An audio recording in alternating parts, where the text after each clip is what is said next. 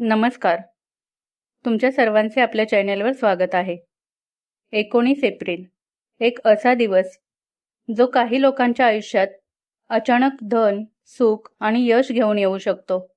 कारण या दिवशी साजरी होणारी अक्षय तृतीया यावेळी एका अतिशय शक्तिशाली योगात येत आहे, ज्याला गजकेसरी योग म्हणतात.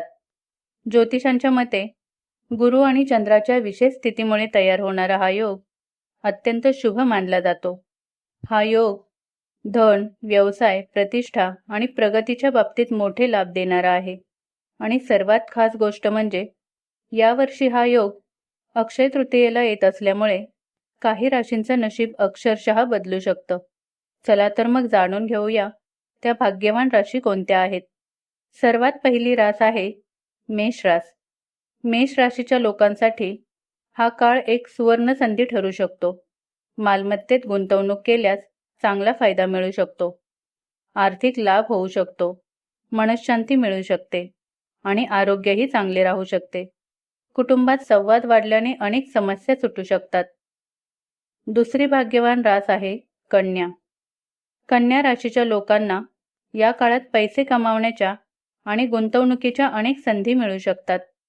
बुद्धिमत्तेत वाढ होईल, आरोग्य उत्तम राहील आणि अविवाहित लोकांसाठी लग्नाचे योगही निर्माण होऊ शकतात.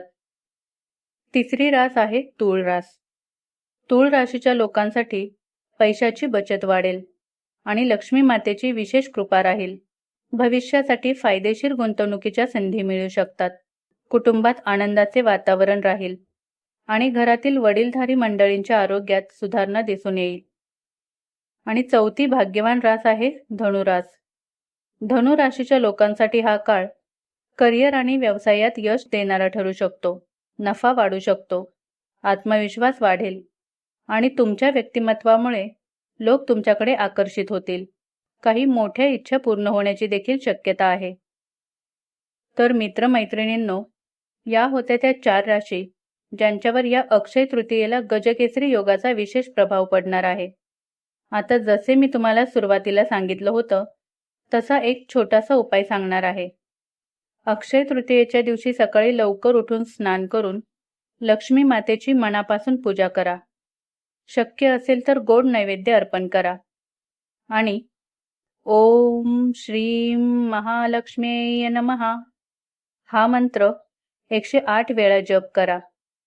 हा छोटासा उपाय केल्याने लक्ष्मी मातेची कृपा सदैव तुमच्यावर राहील आणि धन व सुखात वाढ होईल. जर तुमची रास यात असेल तर ही संधी अजिबात सोडू नका. आणि जरी तुमची रास यात नसली तरी श्रद्धा आणि मेहनत असेल तर लक्ष्मी माता कोणालाही नकार देत नाही.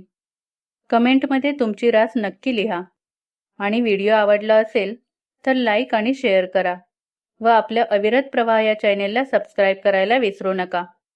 पुन्हा भेटूया अशाच एका खास माहितीसोबत. धन्यवाद.